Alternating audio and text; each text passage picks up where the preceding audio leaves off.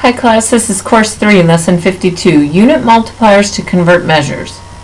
Okay, unit multipliers are just fractions that are made from facts. So this is a fact that you know. 3 feet equals 1 yard. And from that you can always make 2 unit multipliers.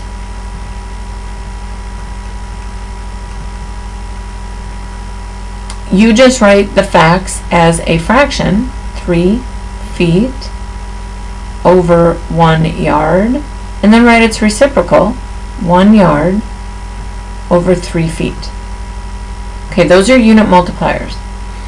And we use those to convert measures from one unit to another. So we're going to use a unit multiplier, which indicates that we're going to multiply, to convert 28 feet to yards. So we're starting with 28 feet, so we'll start, and I'm going to write 28 feet. And the units we want are yards. Okay, so it's going to be, I'm going to put an equal sign here, and we're going to have a value that goes here. And we're going to multiply this by a fraction, our unit multiplier, and we need to figure out which unit multiplier we use. So what units we start with, they're in the numerator, and the way that we can get feet to go away, because we don't want feet in our answer, is to have them on the opposite side of the fraction bar so that they will divide out when we multiply.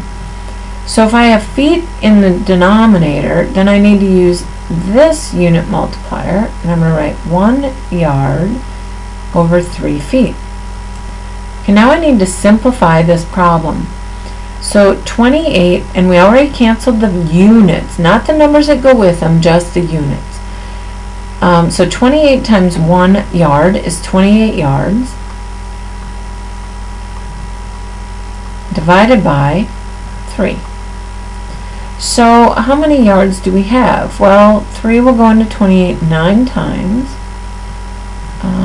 That's 27, so I have 9 and 1/3 yards.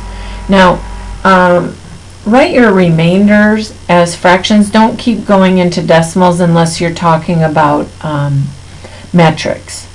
Okay, if you have metric units, then you'd want decimals, but 9 and 1/3 yards makes sense. Okay, 9.3 repeating yards doesn't make any sense. Okay, let's do another example. This one's a little different, and this comes out of your book. I believe it's example 3. Daniel is buying refreshments for a meeting. He wonders if 4 quarts of juice is enough for 30 students. Is 4 quarts a reasonable amount of juice for the meeting? If not, suggest a more reasonable quantity.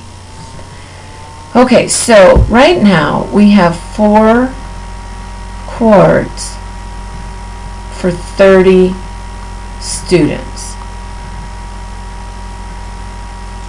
Okay, and that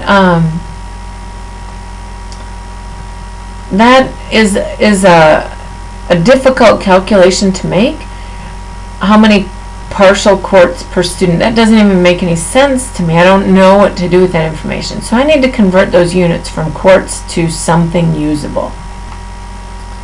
Okay, so you need to know your fact for what 1 quart is now, or what your more reasonable quantity might be. Okay, and that's not what I mean by reasonable quantity up here, but I don't know what I can convert quarts, or what a partial quart is, so I need a smaller unit. So 1 quart is equal to 32 ounces, and if you don't know that, that's okay, because you can work through multiple unit multipliers, or you can Google it, whatever. Okay, so we're going to use this fact to convert quarts. Okay, so we're going to go down here, and we're going to start with 4 quarts, and we're going to multiply that, and we're going to use our unit multiplier to get some ounces. So if I want quarts to divide out, quarts needs to be down here. So I'm going to write quarts, And I'm going to put the 1 there, and then 32 ounces will go here. 4 times 32 is 128 ounces. So I can use this in place of the 4 quarts now and get a better understanding of how much each of these students gets to drink. So 30 will go into 28. Let's see, 4 times, and there'd be a little bit left over because 4 times 30 is 120. Okay, so they're going to get approximately 4 ounces per student. Now, does that seem reasonable for a meeting? Do you know how much 4 ounces is? 4 ounces is about 1/2 of a cup. So does that seem reasonable? And maybe you think, yeah, they only need 1/2 a cup, but I think the book says that they should maybe have 1 cup per student. So maybe we should up the amount to 8 quarts. Okay, so that's a way that you can use unit multipliers. When you have mixed measures like this, if you have a room that is 13 feet 6 inches, that's a mixed measure. And we want to know how many yards long that is. Okay, so a mixed measure is when you are given feet and inches, or cups and ounces, or pounds and ounces. We need to convert those to all 1 unit. Okay, so convert to all 1 unit. And it might be easier to go to the smaller unit, but in this case we're going to go to the larger, because 13 feet 6 inches is 6 out of 12 feet. Okay, because 12 inches makes a whole foot, so we're going to write the fraction that we have. So it's 13 and 6/12 of a foot, which we know as 13 and 1/2 feet. So how many yards long is that? Well, 3 feet equals 1 yard. That's our fact. So if we start with feet, and we can write that as 13.5 feet to get rid of the fraction, times a unit multiplier so that we end up with some yards. We'd need feet to cancel with feet, so we'd put the 3 down here and the 1 up here. And how many yards do we have? So 13.5 divided by 3 would be 4, and we'd have 1.5